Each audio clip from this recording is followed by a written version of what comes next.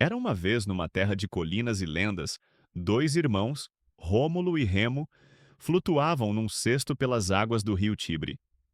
Abandonados ainda bebês, foram salvos e amamentados por uma loba. Cresceram, tornaram-se líderes e rivais. No fim, Rômulo matou Remo e fundou a cidade que levaria seu nome, Roma, no ano lendário de 753 a.C. Das colinas ao mundo, as origens de Roma. O que começou como uma vila de pastores, logo se transformou em um centro de poder estratégico. Sua localização entre sete colinas, às margens de um rio navegável e perto do mar, permitiu comércio, proteção e expansão.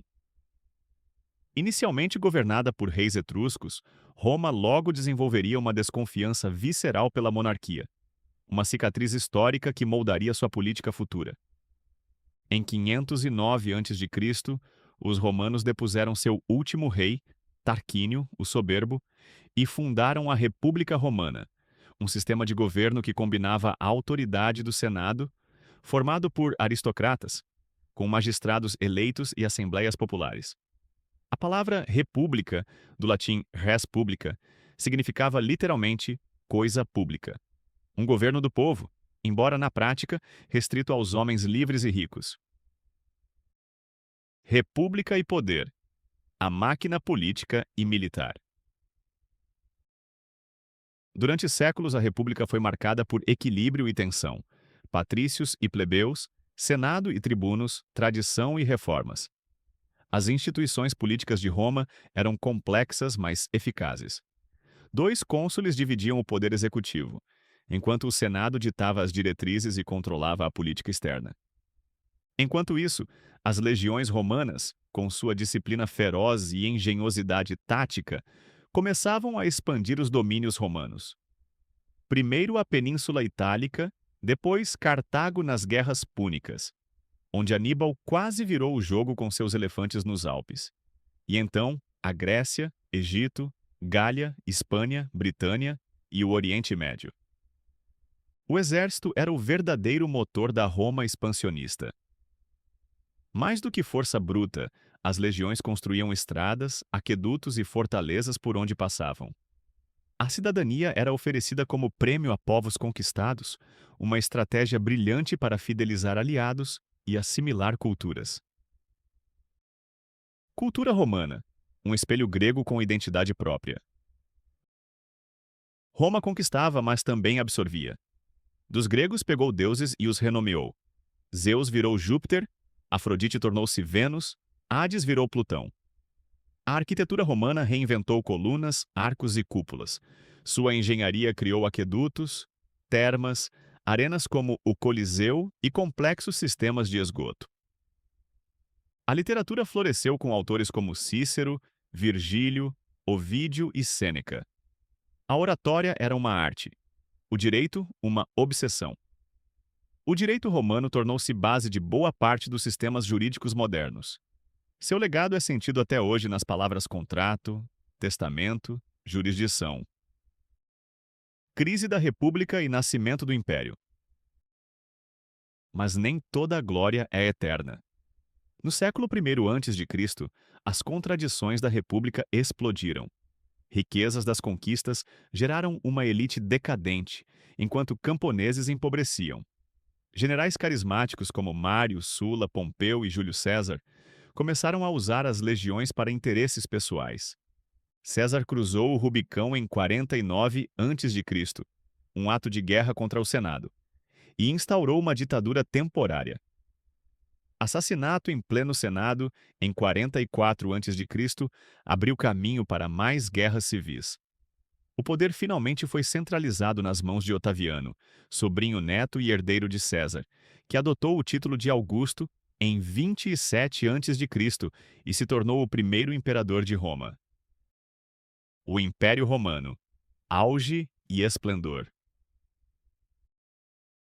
Com Augusto começou o Império Romano, uma monarquia disfarçada de república. Durante os primeiros 2 séculos, Roma viveu sua era dourada.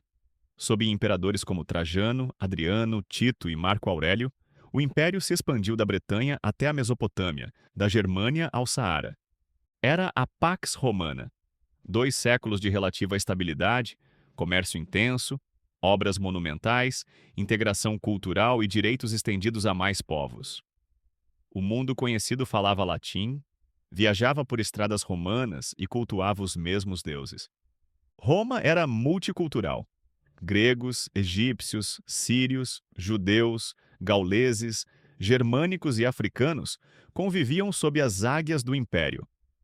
E foi nesse mundo plural que uma pequena seita judaica, o cristianismo, começaria a se espalhar, enfrentando perseguições antes de ser adotada como religião oficial por Constantino, no século IV.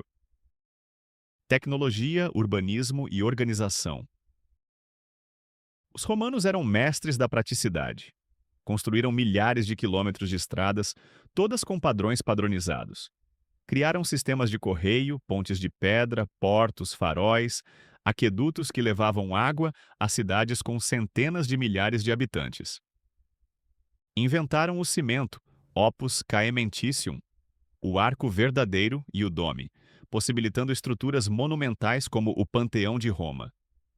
Criaram o calendário juliano, que ainda molda nosso tempo.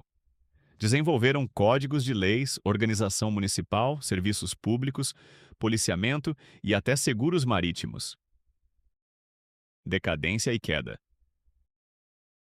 Mas toda montanha tem seu vale. A partir do século III, Roma começou a ruir por dentro. Crises econômicas, inflação, escassez de escravos, corrupção, guerras civis constantes e o peso insustentável de manter um império tão vasto começaram a corroer os alicerces. A divisão do império, feita por Diocleciano e depois por Constantino, buscava eficiência, mas trouxe fragmentação. O Império do Ocidente, com sede em Roma e depois Ravenna, enfraqueceu, enquanto o Império do Oriente, bizantino com sede em Constantinopla, sobreviveu por mais 1000 anos. Em 410, Roma foi saqueada pelos visigodos. Em 455, pelos vândalos. Em 476 d.C., o último imperador do Ocidente, Rômulo Augustulo, foi deposto por Odoacro, um líder bárbaro. Era o fim do Império Romano do Ocidente. Mas Roma nunca morreu. Roma deixou de governar exércitos e províncias, mas jamais deixou de reinar sobre corações e mentes. Sua cultura moldou o cristianismo, suas leis guiaram reis e juristas, sua língua virou base do português, espanhol, francês, italiano e romeno. Sua arquitetura inspirou igrejas e parlamentos. Sua ideia de império jamais desapareceu. Roma caiu, mas deixou herdeiros. O Sacro Império Romano-Germânico, o Império Bizantino, a Igreja Católica, os Estados modernos.